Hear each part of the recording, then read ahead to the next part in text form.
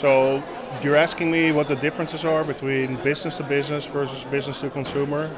So yeah, obviously there are a lot of differences, but I think like one of the main differences, and what I'm talking about in my presentation today, is all about that we're kind of like moving away from business to business, and we're kind of moving more into a business to employee model where employees actually get treated more like consumers, and that there's a lot of lessons to be learned from the consumer industry versus the business to business industry. And kind of like the new horizons that are appearing because, big companies are opening up to innovation, and it's one of the most important things I think for them to survive the next so many years.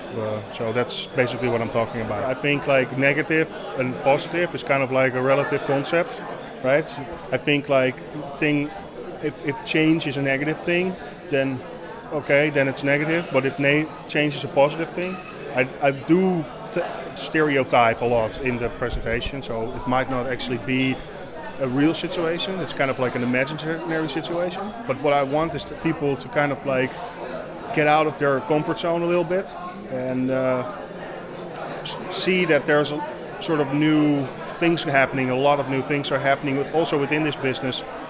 While we as UX designers, we've mainly been focusing on business to consumer, while there are also there's a huge market in business to business. So for UX designers, I think the one thing what's most important for them is they will be found at some point, because right now these companies are heavily debating on how to innovate, and they know the innovation will not come from their own. Well, maybe it will, but probably won't come from their industry, and this will mean that they will reach out to really good UX designers. So I think that if you make yourself known and if you show an interest in this type of work, then they will find you, and you actually don't have to do anything. Just sit and wait, and not wait, but make it happen, obviously.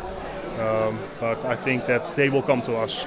Yeah, B2E the model that I'm kind of suggesting, and obviously, you need a good slide at the end where people go obviously what I want is to have people think about it in a way that maybe they can think oh, I can do better than that, right?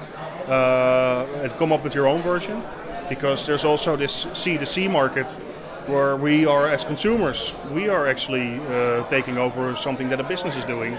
These are also new models. But since I'm talking about the business aspect, I think that business to business, is very much focused on just the top level of it, and not so much focused on user experience as it is focused on user experiences, for instance, in the consumer markets.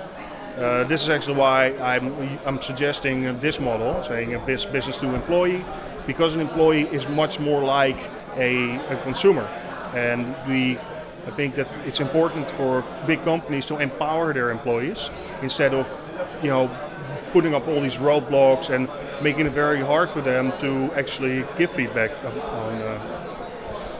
because if they perceive it as, like you mentioned, negative.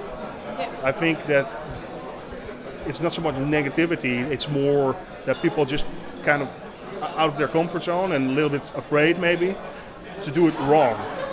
Because you kind of you have to support your kids and pay off the mortgage, and business to employee versus the old model, which is business to business.